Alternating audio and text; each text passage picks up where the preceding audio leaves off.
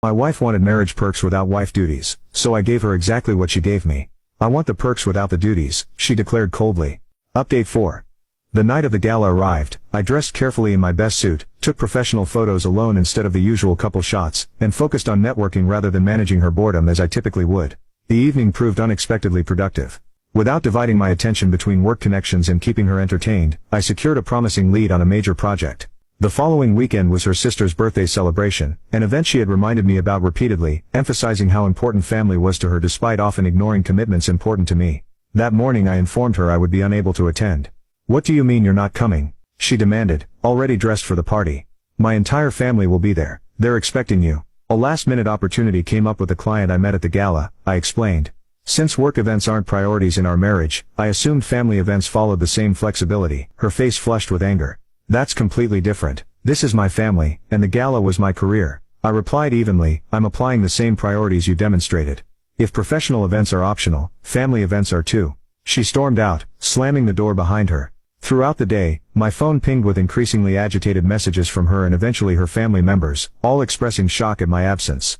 I responded politely but firmly to each, explaining I had work commitments, the same excuse she had normalized in our relationship.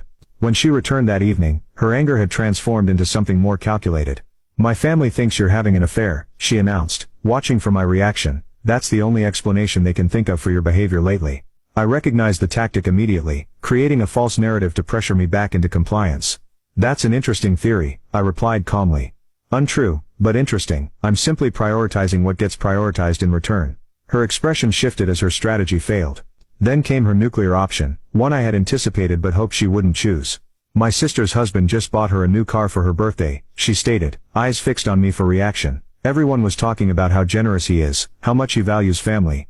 The comparison was deliberate, designed to provoke insecurity and competition. "That's nice of him," I replied sincerely. "Different marriages have different arrangements. Ours is based on reciprocity now." She stared at me, seemingly unable to comprehend that her most reliable manipulation tactic no longer worked. Then, without warning, she burst into tears. Not the calculated ones I had seen before, but genuine frustrated sobs. "What happened to us?" she asked between breaths. "You used to do anything for me." The raw honesty of the moment caught me off guard. "I did," I acknowledged. "But it was never enough because you took it as your due, rather than as gifts freely given. Eventually, that breaks something essential." For the first time, she didn't immediately counter with defensiveness. Instead she sat heavily on the couch, mascara tracking down her cheeks. "So what now? Is this how it's going to be forever?"